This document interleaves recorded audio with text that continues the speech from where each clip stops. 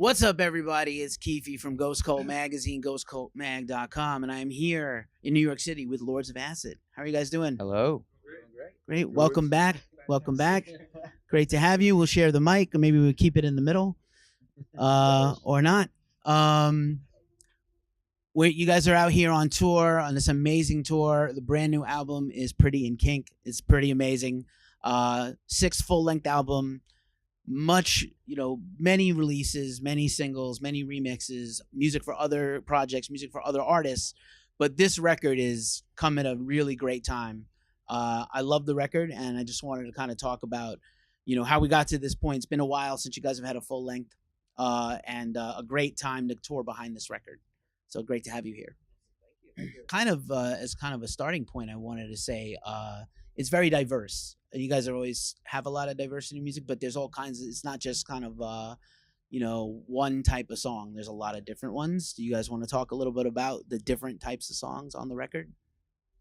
Yeah, I think that the most important thing was to do an overview of our career, go from Lust till the new album.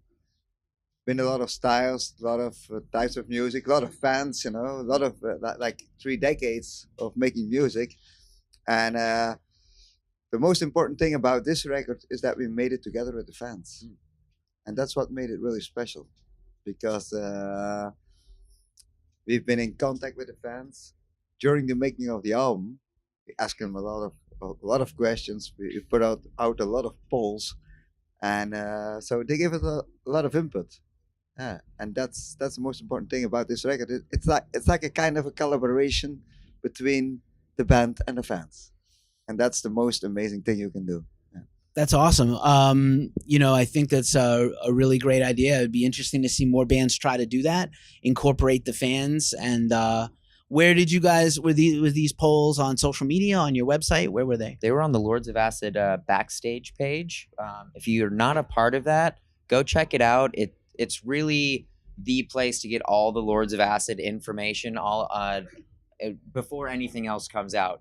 And you'll get to see the polls, working on albums, all the behind the scenes footage, live videos, all of that stuff. It's where to get all of that. Yeah. The inside loop. Yes. Cool. We'll link that in the description to the video. That's amazing. I didn't even know that, so I learned something today. That's great. And in terms of, did you ask them sort of like, hey, what are your favorite songs in the whole career? And then try to sort of model some of the tracks like that? Or was it more of a case of trying to find out favorite albums or, just time periods? Because there's so much to pull from, right? They gave them so many questions, It's like, what's your favorite album? What's your favorite song? And thing is that we try to make the collaboration. That was the most important thing, that people got involved into the making of the album, and that was really very, very important for us. So we asked them a lot of questions. Who's your favorite band? Who are you listening to? How long? So when was the first time that you listened to Lords of Acid and all that stuff? Marika, our singer, she came up with that amazing idea to put out that question, but we had 500 plus people who said, okay, I the first time I heard Lords of Acid, I was at high school, or I had sex in a car. Or, There's some wild stories out there. Yeah, there's some wild time stories out people there. heard Lords of Acid. But you learn a lot, from the fans. Yeah, we're we have a very good relationship with our fans, very open-minded, and the thing is, the fans are for us most important people. That's amazing. I think it's really, like I said again, I think it's a really special approach that you guys had that relationship with the fans. I don't think a lot of bands have the bravery to do that and include their wishes. A lot of bands are worried about changing and that the fans are not going to like it, or they don't like our new record. It doesn't seem to be the case with Pretty In Kink. A lot of people, it seems to be universally liked. We like the record. Fans seem to dig it. And it's very deep. It's not like a hit and a couple of hits and songs for radio. The whole record is good, which, is, I think starting to become rare. I know we live in a streaming age. Everybody has Spotify and, YouTube Red and Pandora and other things, Google Play Music and stuff. And people don't listen to whole records anymore. They just kind of go for the like a the, single, the single quick audience. the quick singles. So which also it's a history with dance music, right? It used to be all about singles and 10 inches, and it wasn't about the whole record. But it's great that you guys, 30 years into a career, many years, can make an incredible new full-length album, which is terrific. But the thing is, I have to interrupt you. Oh, sorry. Sure. Go ahead. But you've been together on the last tour. Yeah. And like, there's this thing, we do live streams all the time. Like, okay, we're now driving to Toronto or wherever, and we're getting like a lot of information from fans, like, what's your favorite song? What would you like to hear?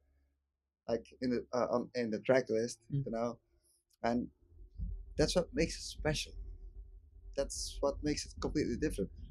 And when we ask people, okay, and DieTrich knows, and Galen also knows, when we are in a city, because I'm far away from home, there's like this stuff like, okay, you need a shower or you need this or that, You know what you do? We do a live stream. We ask fans, and they bring us really cool stuff. They bring us whatever. Yeah. And that's a good relationship we have with our fans. You cannot do it when you don't have that relationship. That's amazing to have that kind of support, and it's tough. This is a very long tour, and it's very tough to be far from home, all parts of the world, and be over here wintertime in the U.S. extended winter. And but I'm glad you guys have that kind of support. That's amazing. Did you also ask the fans about the set list? Because I did peek at the set list. I cheated everybody. And what do you think about the set list? I love the set list. I saw it. I was like the whole career. I normally don't do it, but I did. I peeked. I'm sorry. I was curious. And it is like the whole career. The new records totally represented, but it's the whole. Like anything you would want as a fan, you'd come out and see. An amalgamation of the whole discography. Yeah, it's great. Fantastic. We're all having fun playing it. It's a really, really good, really fun, really solid set list. Awesome. Do you guys have any favorites live that you love to do, or that you feel like the most energy from the fans? As a drummer, Worship the Lords for me. That's a very drum-oriented song. I've been pretty big on Demons. Praga's been improvising the lyrics, and I'm always kind of catching what he's saying from city to city. So it's always been, I'm like, oh, that's sounds like it's interesting. Yeah. But people help us, It's like when you're out on the road, like you're far away from home, and you play like concerts every day. You don't know what city you're in, You don't know what day it is. Right, yeah. I still don't know what day it is. Because we like now we kind of play like 25 concerts in a row. Yeah. And then the thing is that people say, oh, you were in St. Louis or you were in Chicago. Okay, good. We were there in front of the venue. So the only thing we experience is the bus, the boardwalk, the venue, and there it stops. Yeah. Awesome.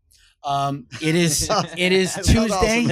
It is Tuesday. Well, it's part of life on the road, right? When but that's the same thing. Like New York is the most amazing city in the world, but now we're here. Where did we park our bus? We don't have a bus today. It's outside. We of the don't city. even have a bus it's outside today. of the city. We can't park inside the city limits. Yeah. So We've seen about a quarter block of the city. Yeah, the most I've seen of New York, especially of the Statue of Liberty, is when we drive over the freeway into the city, and it's the same with the Empire State Building. But beyond that, we really see the inside of a bus van or a van, and then the inside of a venue or the inside of a food restaurant. And that's about it. Yeah. And the thing is, the most disturbing thing is your bus is not in front of the hall because you're so used to go from the concert hall into the bus, but now it's gone, so we're lost. Ouch. We have probably I have done thousands of interviews, and we have done probably dozens here at the Gramercy Theater in this very dressing room. That is the most common complaint we have heard from every band. Like, we never get to see the city. Yeah. I hope you get to come back and visit us and hang out with us instead of just passing through. Skip Times Square. Times Square is okay, but you can. Times Square. And Okay. I don't want to squash your happiness. Be happy. There's a lot of awesome stuff about New York City that is not Times Square. But Take me there, sweetie. okay, we'll talk right after this interview. And again, it's just really terrific, and this bill is terrific. So let's talk about, Orgy is a terrific band. Genitorturers are on right now. We caught some of their show before we came down here. Fantastic. But the thing is, people, they're really amazing. Like the bands. Oh, sure. That they all said to me like many times, it's great to be on this bill, and that it does something to me. No. It does something. It's to great. Me. Yeah. You can't like everybody, but it's good when you have a good group of people and a good group of groups to tour with, right? Yeah. Because they said, "Oh, we're gonna do it again. Let's do it again." Nice. Yeah. That's the best thing you can hear. Yeah. Like last time when we toured with Comic Rise, Right. Yeah. it was a very good experience because the guy from Comic Rise, the singer, Andy, I'm sure you know him. Yep. He's the most gentle guy in the world. Oh yeah. He's a nice guy. I love him. That's great. That's great to hear. We're fans. We like those guys. Did you see Joey? Yeah. Joe's here hanging out with us tonight. Yeah. I said he We're would all be. family. We're And all that's family. also a sort of respect. Yeah. Because Sure. he knew we were here. He's come to see the show. And that means a lot to us. Yeah, this music especially, I think New York City's got a real affinity for this style of music. It always has. Dance music is, sort of into the fabric of New York City. A lot of, going way back to even, the disco days. But, Limelight.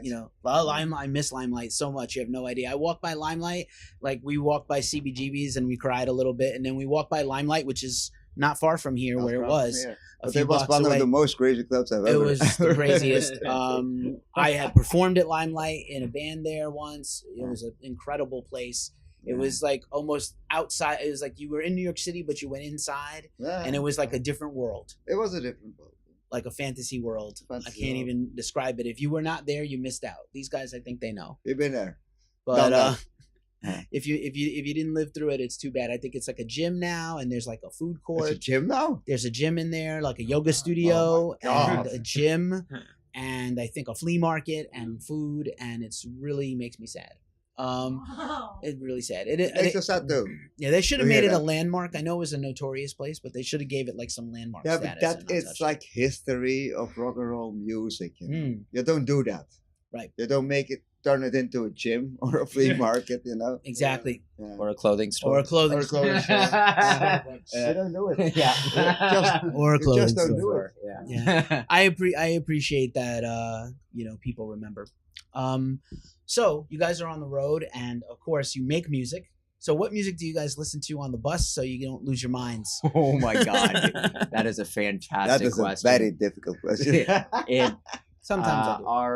our after parties, if you want to call that, on the bus, it's a very Diverse. diverse musical experience.